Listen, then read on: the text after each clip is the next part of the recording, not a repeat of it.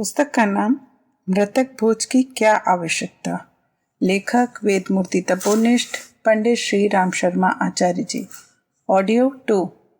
शीर्षक है मरणोत्तर क्रिया की शास्त्रीय विधि। मरणोत्तर कृत्य के लिए धर्मशास्त्र के निर्देशानुसार तर्पण, पिंड, बलि आदि का संक्षिप्त कार्यक्रम पूर्ण करना ही अधिक सुविधाजनक है।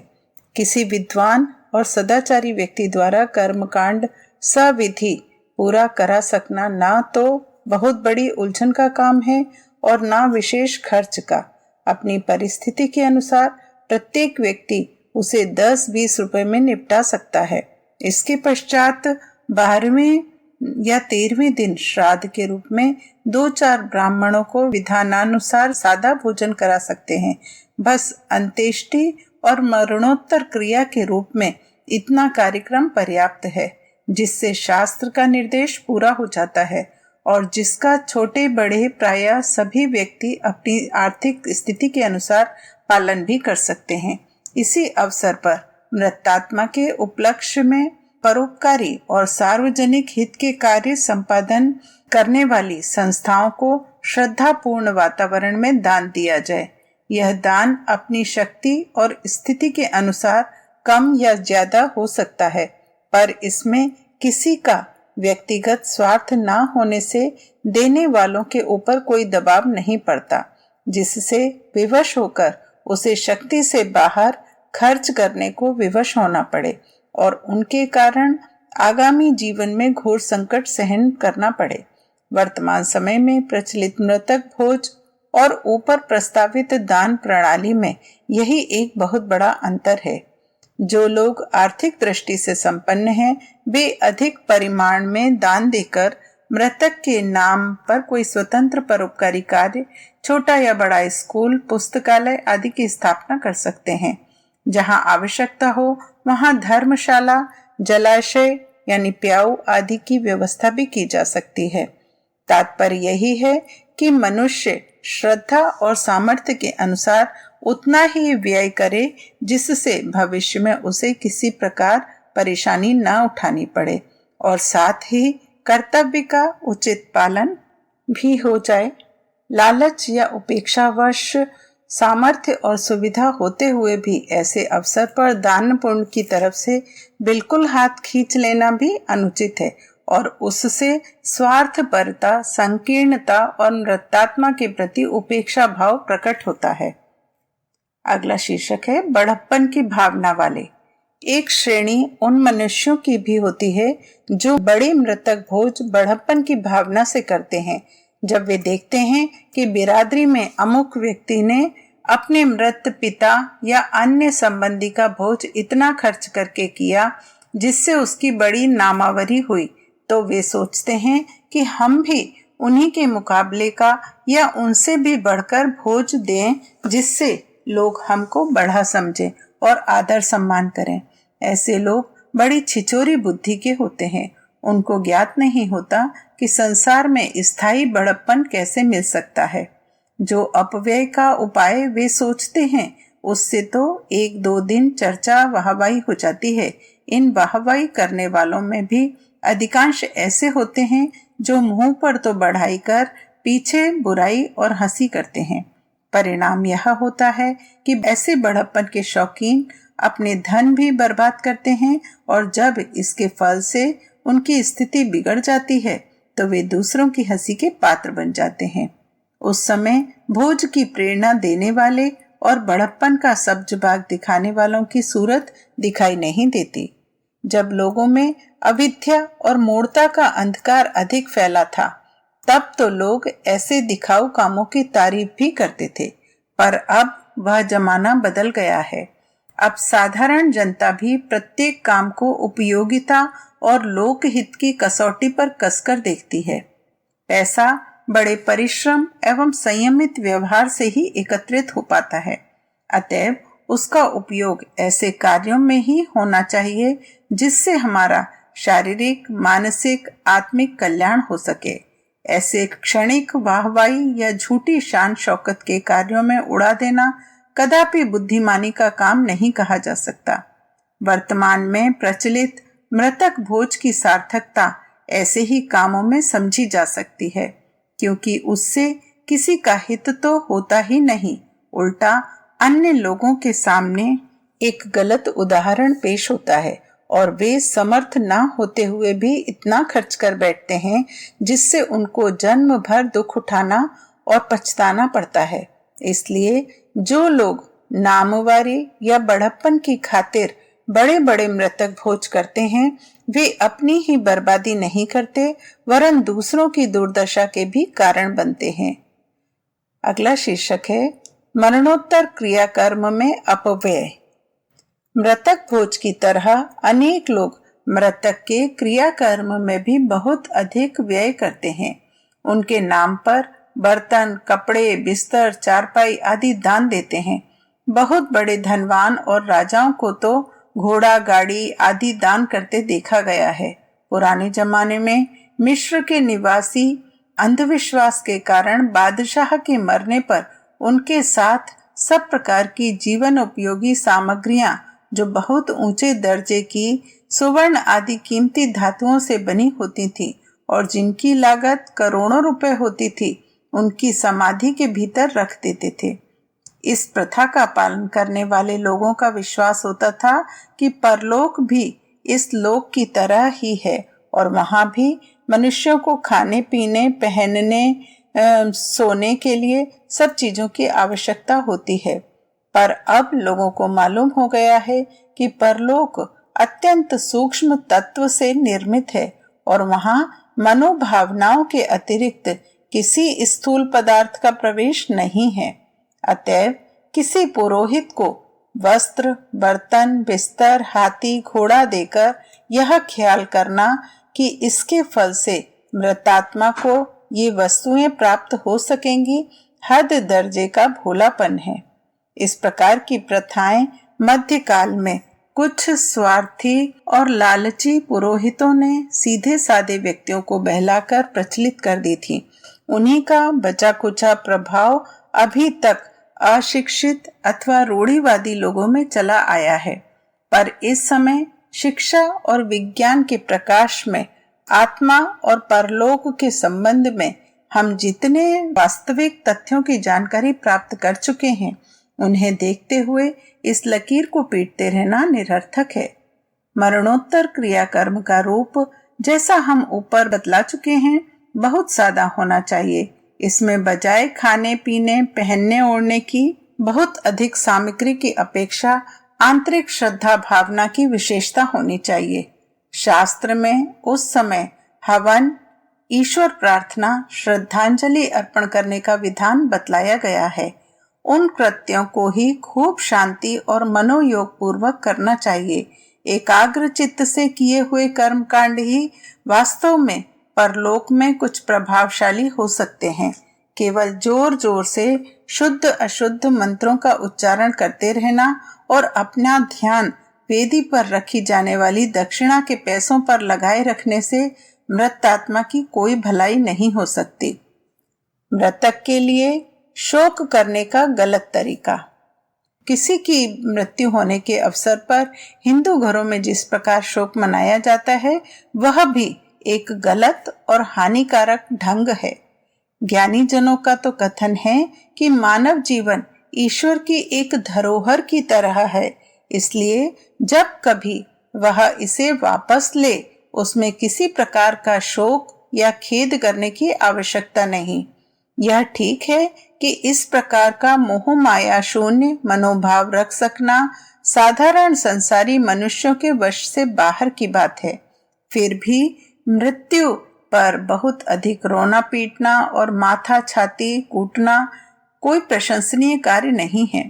लोग समझते हैं कि ऐसा करने से मृतक के प्रति हमारा प्रेम प्रकट होता है, पर अन्य दर्शकों को इसमें दिखावे का भाव ही जान पड़ता है। प्रायः देखा जाता है कि किसी अत्यंत निकट आत्मीय के मरने से वास्तव में बड़ा धक्का लगता है, तो उस समय उससे अधिक रोया भी नहीं जाता, वरन मन का शोकोद्गार भीतर ही रह जाता है। दूसरी वर्जनीय बात यह है कि जो लोग किसी आत्मीय के प्राण निकलते समय वहीं पर बहुत अधिक रोना पीटना करते हैं, वे परलोक यात्रा करने वाले व्यक्ति के मार्ग में बाधक बनते हैं। उस समय उस व्यक्ति की आत्मा इस लोक को छोड़ते हुए अपने जीवन भर के कर्मों का लेखा जोखा करती है और आगामी जीवन की संभावनाओं पर भी विचार करती है। ऐसे समय में यदि उसके निकट ही रोना पीटना करके उसकी शांति को भंग किया जाएगा तो इससे अवश्य ही उसकी यात्रा में बाधा पड़ेगी और उसका भविष्य बिगड़ेगा। इस अवसर पर तो हमको पूर्ण शांत रहकर धर्म ग्रंथों आदि का पाठ करके उसके शांति पूर्वक प्रयाण कर सकने का वातावरण उत्पन्न करना चाहिए, जिससे वह आशा और विश्वास के साथ नए जीवन में प्रविष्ट हो और तदनुसार उत्तम फल प्राप्त कर सके। यह भी एक स्मरणीय विषय है कि अधिकांश मनुष्यों को अपने परिवार, धन, संपत्ति, इष्ट मित्रों में जरूरत से ज्यादा मोह रहता है और मरते समय वे उनके वियोग में व्याकुलता का अनुभव करते हैं। ऐसे अवसर पर यदि उनके संबंध में अधिक रोना धोना करते हैं तो उनका मोह का भाव और अधिक भड़कता है तथा वे उन सबको छोड़ने में अधिक व्याकुलता का अनुभव करते हैं। इसके फलस्वरूप उनकी आत्मा शीघ्र अपने लक्ष्य की तरफ अग्रसर नहीं हो पाती, वरन अपने घर तथा परिवार के मोह बंधन में जकड़ी हुई वहीं आसपास बनी रहती है। यह भी एक अनुचित और हानिकारक बात है। आत्मा को तो अंत में अपने निर्दिष्ट स्थान पर जाना ही होगा और उसका पृथ्वी पर मौजूद अपने संबंधियों से संबंध टूटेगा ही, पर इस समय इस प्रकार मोह का बंधन दृढ़ होने से आत्मा उच्च गति में जाने के बजाय बहुत समय तक निम्न गति में ही बनी रहती है और उसकी सद्गति होने में बड़ी बाधा उपस्थित हो जाती है। वैसे भी आजकल अनेक जातियों में किसी के देहांत हो जाने के पश्चात रोना पीटना या स्यापा कई दिन तक चलता है।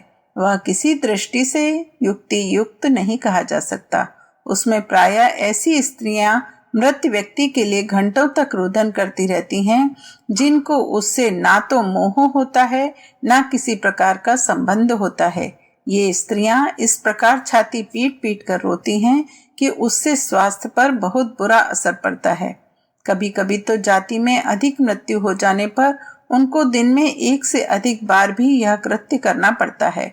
यद्यपि यह शोक प्रदर्शन बिल्कुल दिखावटी होता है। अगला शीर्षक है मृतक के परिवार की सहायता करें। यदि इस समय पर सामाजिक हित की दृष्टि से गंभीरता पूर्वक विचार किया जाए तो अधिक सही तरीका यह जान पड़ता है कि लोग ऐसे अवसर पर अधिक शोक और सहानुभूति का भाव प्रकट करने के बजाय मृतक के परिवारों को सब तरह से धैर्य बंधावें और उसकी सहायता करने को तत्पर हों। वास्तव में किसी समय जातियों का संगठन इस उद्देश्य से भी किया गया था कि हर्ष, विषाद और कठिनाइयों के अवसर पर जाति वाले एक दूसरे को सहयोग देकर परिस्थिति को सुधारने का प्रयत्न करें। कितने ही परिवारों में जब कमाने वाले एकाकी व्यक्ति की कुछ समय पर मृत्यु हो जाती है तो वास्तव में उनके आश्रित व्यक्तियों के सम्मुख अंधकार छा जाता है कि जीवन निर्वाह कैसे होगा। ऐसे अवसर पर जाति के पंच, चौधरी या मुखिया बनने वाले किसी भी रूप में उस विपत्तिग्रस्त परिवार की सहायता को आगे बढ़ें और उसके बचे हुए साधनों तथा जातीय सहायता द्वारा ऐसी व्यवस्था करें जिससे उनका जीवन निर्वाह संभव हो जाए, तो यह निसंदेह प्रशंसनीय बात समझी जाएगी। ऐसा होने से विभिन्न जातियों का अस्तित्व कुछ अंशों में सार्थक माना जा सकता है। यदि विभिन्न जातियों के मुखिया इस प्रकार का शुभ संकल्प करके एक जातीय फंड की स्थापना करें और सामर्थ्यवान व्यक्ति मृतक भोज के लिए खर्च होने वाले धन को उस फंड में दान स्वरूप जमा करके उसको पुष्ट करें, तो निसंदेह यह एक लाभकारी कार्य माना जा सकता है। इस धन के द्वारा जाति के असहाय और असमर्थ व्यक्तियों की अनेक प्रकार से सहायता की जा सकती है। आकस्मिक घटनाओं के समय आपत्तिग्रस्त जातीय सहायता पहुंचाना तो इससे संभव होगा ही। साथ ही शिक्षा व्यवस्था, बीमारी आदि के लिए विशेष कार्यक्रमों की भी पूर्ति भी की जा सकती है। अब भी पारसी जाति के दूरदर्शी व्यक्तियों ने अपने समाज में इस प्रकार के फंड की स्थापना कर रखी है और उसके द्वारा वे जातीय कल्याण की अनेकों उपयोगी प्रवृत्तियों का संचालन करते रहते हैं। इस सुव्यवस्था के परिणाम स्वरूप किसी पारसी को कभी आपत्ति या गरीबी के कारण दर दर का भिखारी नहीं बनना पड़ता।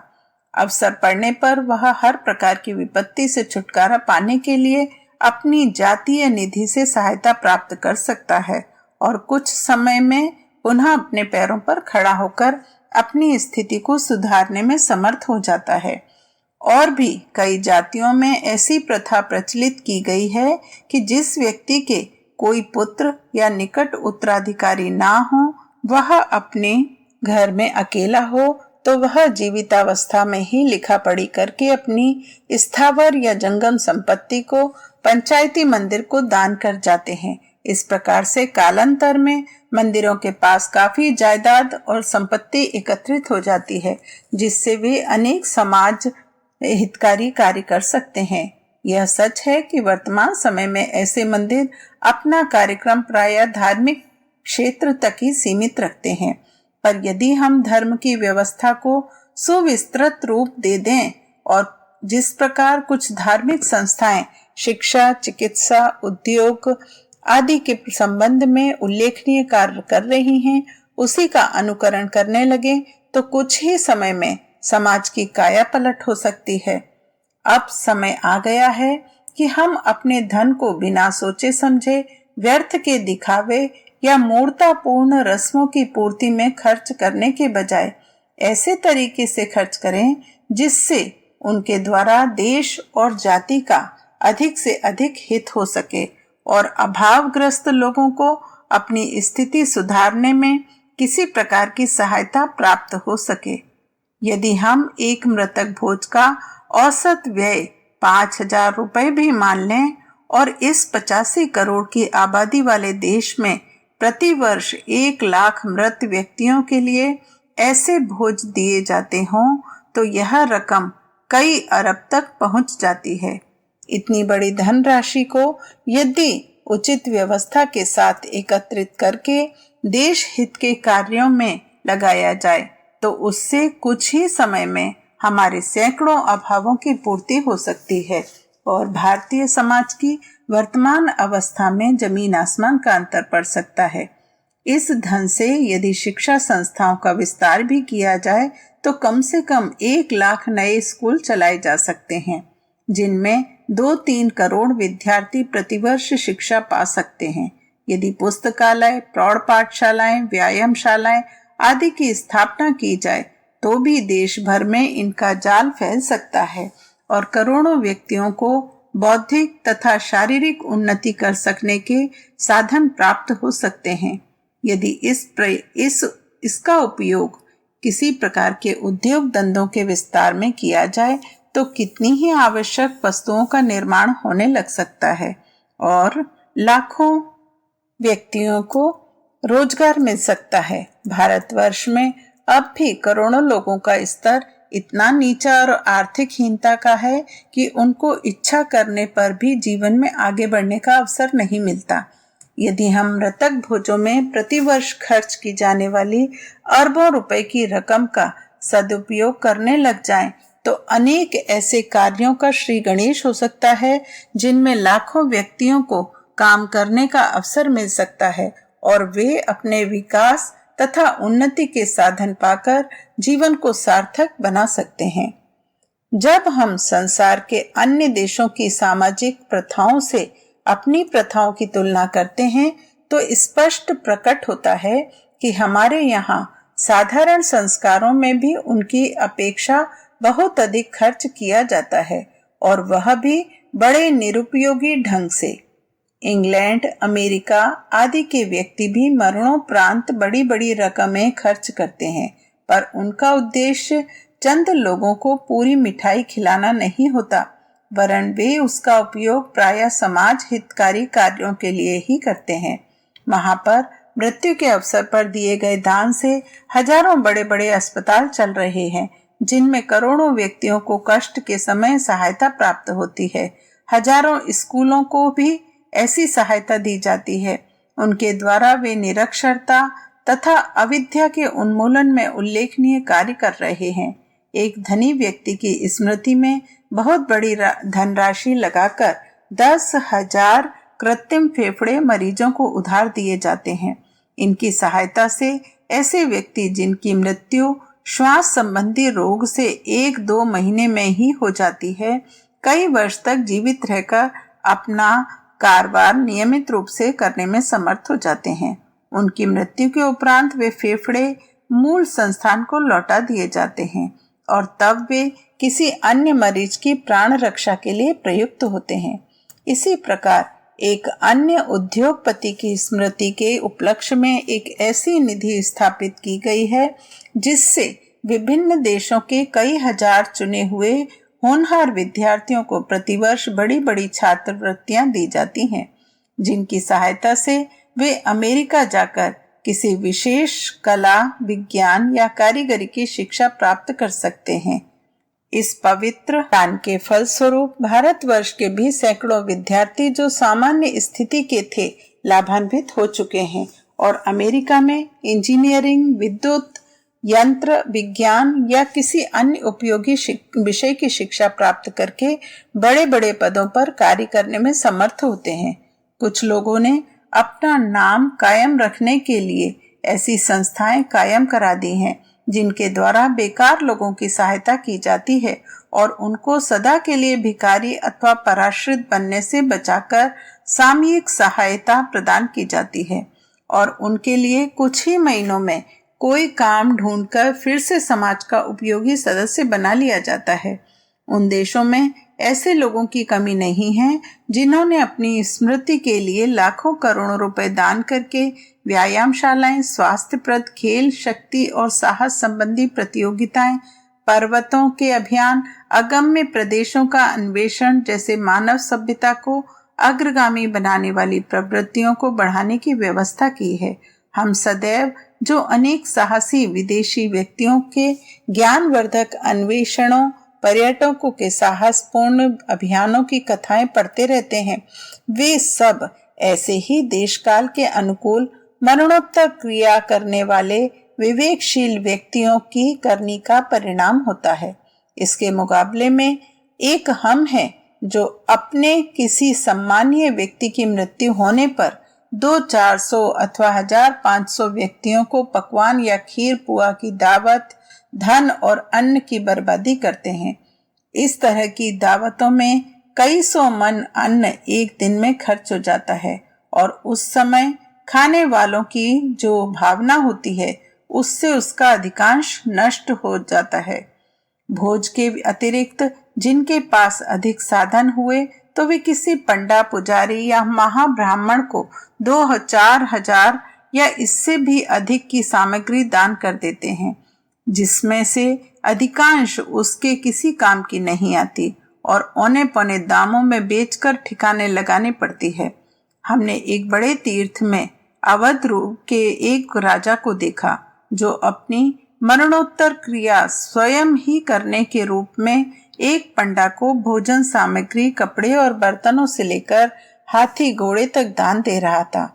कहा गया कि वह समस्त सामग्री 1.25 लाख रुपए करीब मूल्य की है और वह राजा 15-16 तीर्थों में ऐसा ही दान कर चुका है या करने का संकल्प कर चुका है। जिस वंशगत पंडे को वह दान दिया गया वह बहुत साधारण स्थिति का था।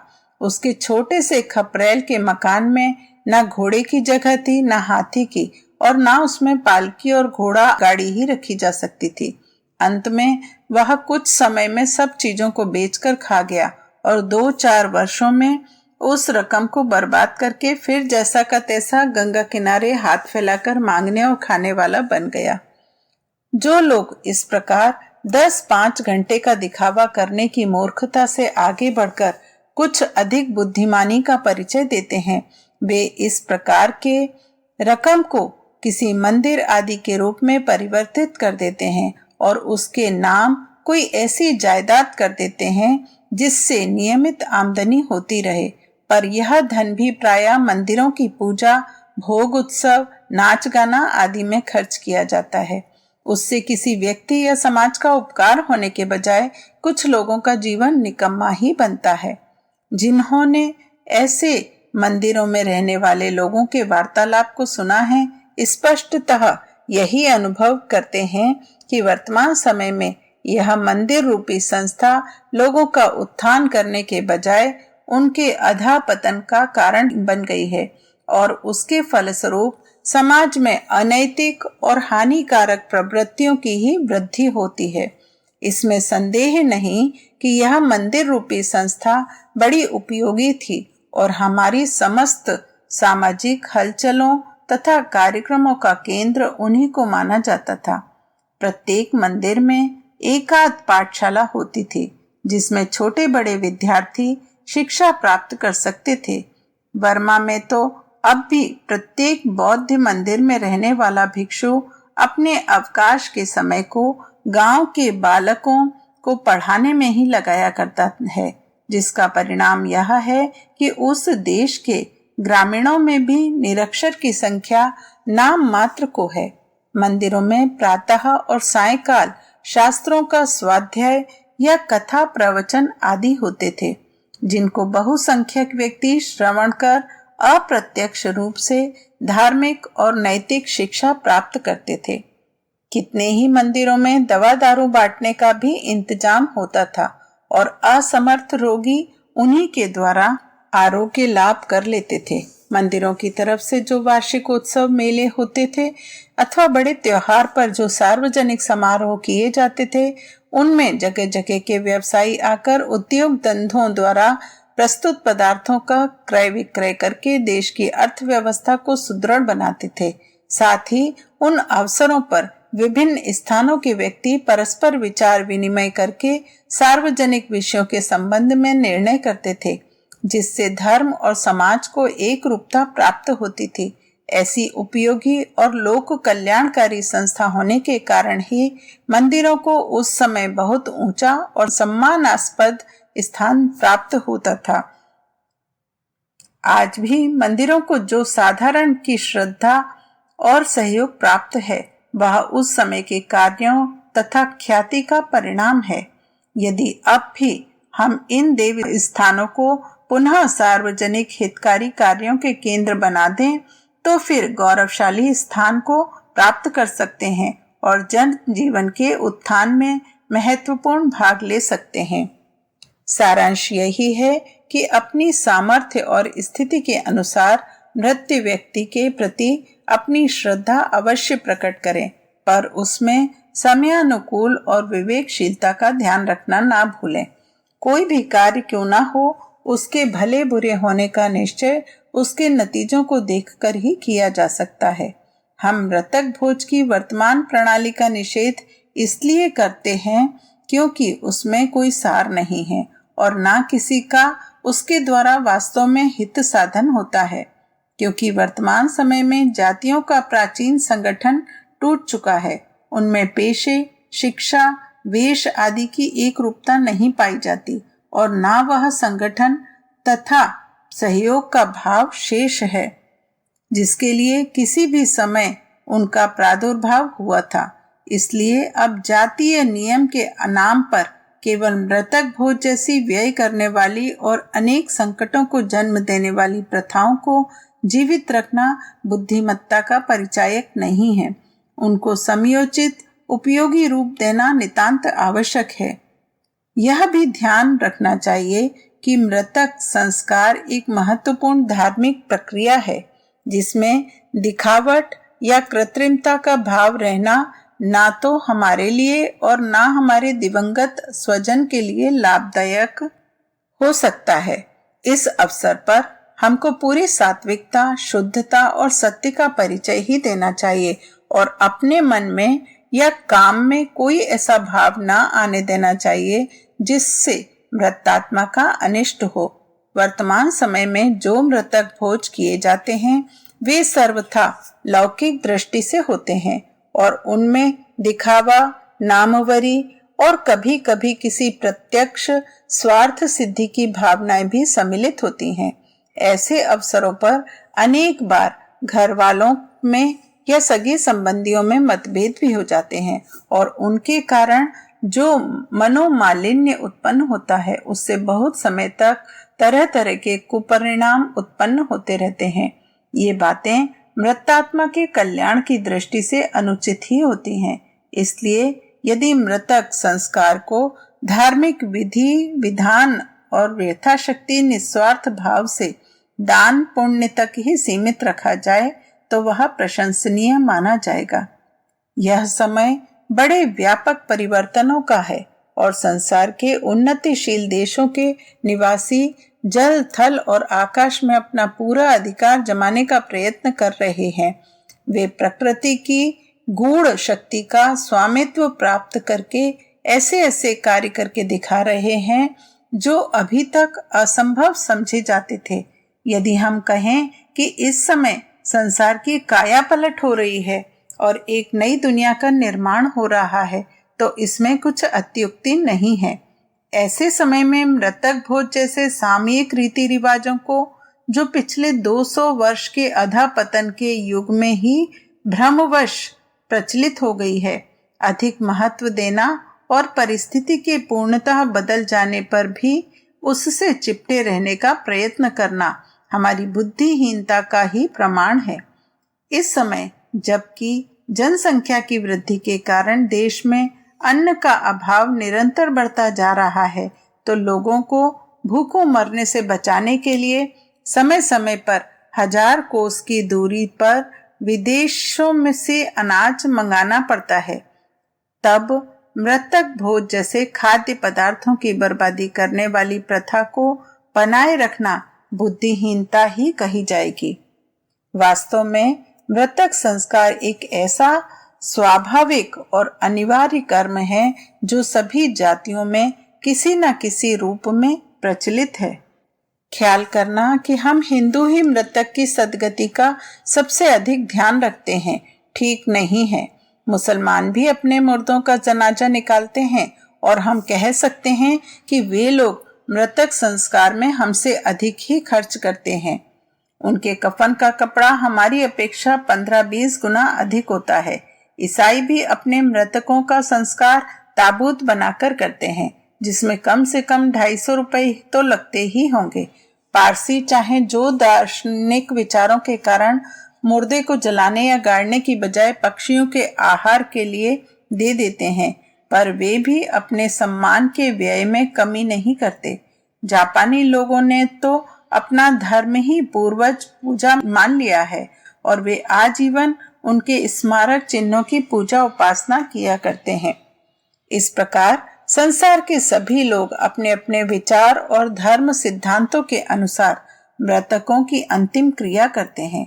जंगली लोग भले ही उनको फूंक देते हों या भक्षण भी कर लेते हों, पर सब लोग इस अवसर पर अपनी सामर्थ्य और परिस्थिति का ध्यान रखते हैं और मृतक संस्कार के बाद मृतक भोज जैसा कोई कार्य नहीं करते जिसका कोई औचित्य नहीं, जिसके कारण उनकी आर्थिक स्थिति पर कुप्रभाव पड़े।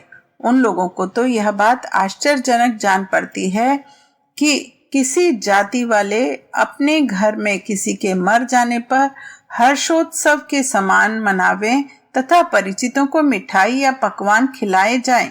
यूरोप अमेरिका के व्यक्ति मरणोपरांत अपनी स्मृति के लिए लाखों करोड़ों का दान कर जाते हैं, जिससे सदैव लाखों व्यक्ति लाभ उठाते हैं। इसी निमित्त वे बड़ी बड़ी संस्थाएं स्थापित कर जाते हैं जिनसे लाखों व्यक्तियों का कल्याण होता है, पर उनमें से कोई भी अपने मरने के बाद 10-20 हजार रुपए लगाकर 200-400 व्यक्तियों को खिलाने की बात नहीं सोचता। हमारे देश के बड़े लोगों में भी अब वसीयतनामा लिखने की प्रथा प्रचलित होती जा रही है।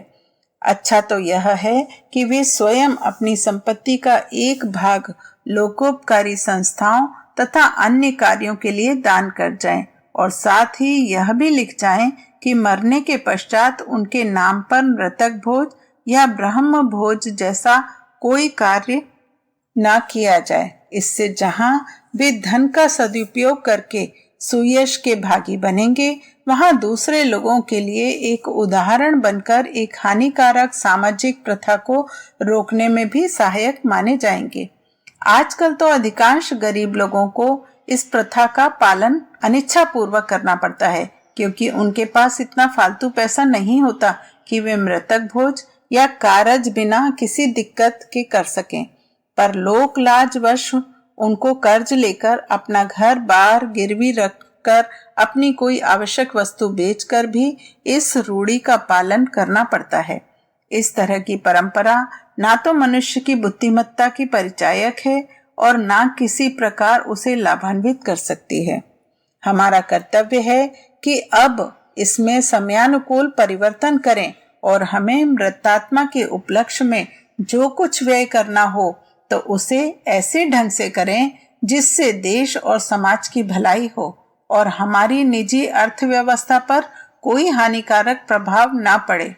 शायद कोई जमाना ऐसा रहा हो जब घर के प्रमुख व्यक्ति के मर जाने पर समाज के या उस विशेष समुदाय के सदस्य मृतक के परिवार को सहायता और आश्वासन देने के लिए एकत्रित होते हों और जिस बात की जरूरत हो उसमें सहयोग देकर काम को बना देते हों। हमने देखा कि अब भी कितनी ही जातियों में ऐसे अवसर पर बहुसंख्यक व्यक्ति इकट्ठे होते हैं और किसी रस्म के नाम पर 2-2 रुपया देते चले जाते हैं। इस प्रकार जितना उनको खिलाने में लगता है उससे अधिक वे दे जाते हैं, जिससे अपनी स्थिति को सुदृढ़ बनाने में सहायता मिलती है। कुछ स्थानों में आपस के लोग थोड़ा थोड़ा एकत्रित होकर भोज की व्यवस्था करते हैं। यह एक प्रकार का सहयोग होता है जिसका उद्देश्य निकटवर्ती संबंधियों और जातीय व्यक्तियों को मिलकर परिस्थिति पर विचार विनिमय करना होता है। उस समय इस प्रकार सामूहिक आयोजनों का मुख्य उद्देश्य खाना पीना ना होकर पारस्परिक मिलन और एक दूसरे की जानकारी प्राप्त करके सहयोग की वृद्धि करना होता है।